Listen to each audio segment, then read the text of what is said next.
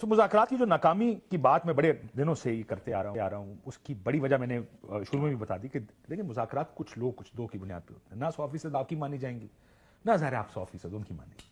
आपसे अगर वो कहते हैं हुकूमत चलने दें जी हमारी, खान साहब बाहर आ जाएंगे, आपके बहुत सारे बंदे भी बाहर आ जाएंगे, हमें चलने दें। सर एक तो मैं क्लियर कर दूं कि खान साहब किसी डील या मुज़ाकरात के जरिए नहीं आएंगे। उनकी जो खान साहब की रिहाई की हम बात कर रहे हैं, हम ये कह रहे हैं जिस तरह आपने अभी अपने इंट्रो में भी कहा कि खान साहब की तमाम केसों में ज़मानत हो गई थी और अज्यूम किया जा रहा था कि खान साहब अब रिहा हो जाएंगे, लेकिन फिर एक वो पता नहीं कहाँ से एक FIR निकाली गई। हम सिर्फ ये चीज़ चाहते हैं कि जो जली FIRs हैं उसके अंदर ना किया जाए, बाकी को डील करके खान की रिहाई नहीं है। आप रिहाई डील करके ही है।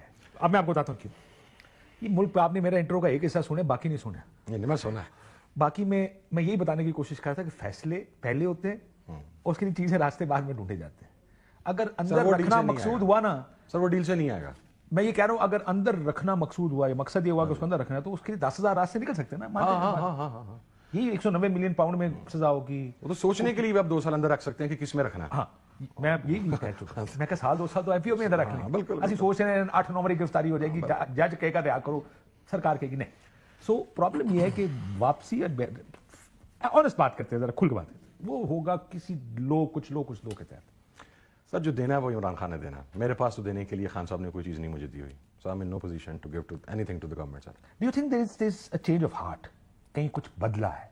ये जो बेताबी मुझे नजर आ रही है तरीके इंसाफ की मुज़ाकरात की ख्वाहिश हुकूमत के साथ, ये सिर्फ उनको गलत साबित करने की कोशिश नहीं है। एस्टैब्लिशमेंट ने इनकार कर दिया है। आपके सामने आपको लग रहा है, शायद ये मुझे तो ये लग रहा है कि आगे बढ़ने के रास्ते बड़े कम हैं। सर आप भी एक मेरे मासूमाना वसीम बदामी वाले सवाल का जवाब दे दें। आप समझते हैं कि ये मुज़ाकरात में जो लोग आज बैठे थे ये एस्टैब्लिशमेंट की मर्जी के बगैर बैठे थे? अच्छा सर, इजाजत के साथ इजाजत के साथ sir, they are in no position sir. तो ठीक है सर, करें। देखिए काजू साहब, अगर तो हमने चाहिए अब एस्टैब्लिशमेंट क्या ढूंढ रही होगी साहब?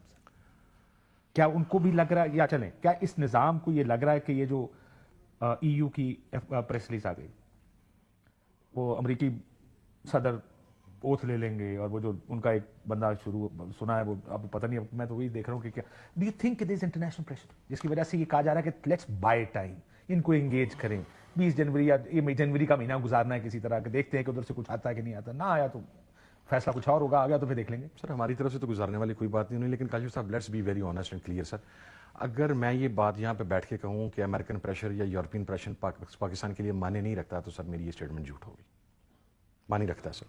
डे फर्स्ट से हमारी फॉर्मेशन के बाद से लेके वजूद में आने के बाद से लेके ये बदकिस्मती है कि हमने हमेशा बैरूनी डिक्टेशन को कबूल किया है, और आज भी अगर कोई ऐसी बात होगी तो उसका प्रेशर तो है back of the mind sir. एक चीज़ वो पनप तो रही है। और मैं असल में मैं अपनी उसी बात के ऊपर आता हूँ कि 26 नवंबर को जो कुछ हुआ वो मिस फायर हो गया सर। जिस तरह मॉडल टाउन में ऑर्डर था कि 1-2 बंदे मारने हैं, लेकिन जब शहादतें 17 हो गई वहां पे, तो वो चीज़ एक बहुत बड़ा इशू बन गई जो आज तक भी सेटल नहीं हो सकी। शायद यहाँ पर भी ऑर्डर इतने ज्यादा लोगों की कैजुअलिटीज का नहीं था और वो मिस फायर कर गया सर। और उसके जो हालात बढ़ रहे हैं उस तरफ, I hope one day we can get into position. देखिए पॉलिटिकल वर्कर काशिफ साहब, मैं इस चीज का कायल हूं सर। मैंने आज भी कमेटी में भी ये बात की है, पॉलिटिकल वर्कर अगर टॉर्चर होता है या जान से जाता है, वो किसी भी पॉलिटिकल पार्टी का हो, ये अलमिया है और इसको वो हमारा सियासी जमात को सीरियसली लेना चाहिए। I totally agree with.